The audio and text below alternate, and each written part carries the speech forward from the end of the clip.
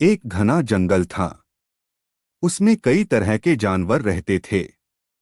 उसी जंगल में एक बहुत बड़ा और मदमस्त हाथी रहता था। वह अपनी ताकत पर बहुत घमंड करता था। हाथी इतना बलवान था कि जंगल के सारे जानवर, यहाँ तक कि शेर भी उससे डरते थे। वह कभी किसी का घर तोड़ देता, तो कभी किसी जानवर को मारपीट कर अधमरा कर देता। जंगल के सभी जानवर उससे बहुत परेशान थे। उसी जंगल में एक ऊंचे पेड़ पर चिड़िया और चिरौटा रहते थे। एक दिन चिड़िया ने अंडे दिए और उन्हें सेने लगी। चिरौटा पास बैठकर उससे बातें कर रहा था। दोनों बहुत खुश थे। तभी वह घमंडी हाथी वहां आया और पेड़ की छाया में बैठ गया। कुछ देर बाद उसने अपनी सूंड से पेड़ को पकड़ लिया और जोर जोर से हिलाने लगा। पेड़ हिलते ही चिड़िया का घोंसला नीचे गिर गया और सारे अंडे टूट गए। चिड़िया और चिरौटा बहुत रोने लगे, लेकिन हाथी बेपरवाह होकर चला गया। कुछ देर बाद कठफोड़वा वहां आया। उसने चिड़िया और चिरौटा को ढांढस बंधाया।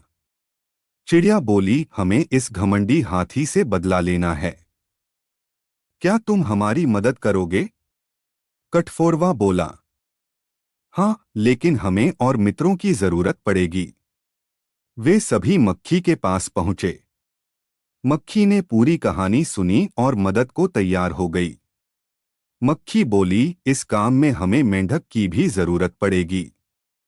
सभी मेंढक के पास गए। मेंढक ने एक चतुर योजना बनाई और सबको वह योजना बहुत पसंद आई। एक दिन हाथी पेट भरकर आराम कर रहा था। मक्खी उसके कानों के पास मधुर गीत गाने लगी। हाथी गीत सुनकर आंखें बंद कर झूमने लगा। तभी कठफोड़वा आया और हाथी की दोनों आंखों में चोंच मार दी। हाथी को कुछ भी दिखाई देना बंद हो गया और वह घबरा गया। उधर मेंढक एक बड़े गड्ढे में छिपकर जोर जोर से टर्राने लगा।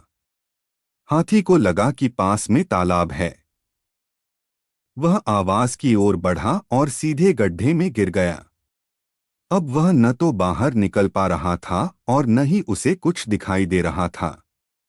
चिड़िया बोली, तुम अपनी ताकत पर बहुत घमंड करते थे, अब देखो छोटे जीवों की एकता की शक्ति। हाथी रो रो कर माफी मांगने लगा।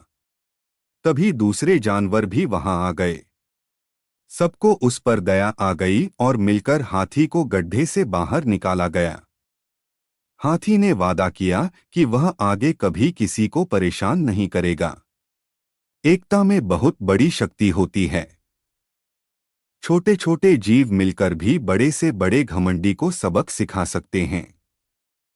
एक और एक मिलकर 11 होते हैं।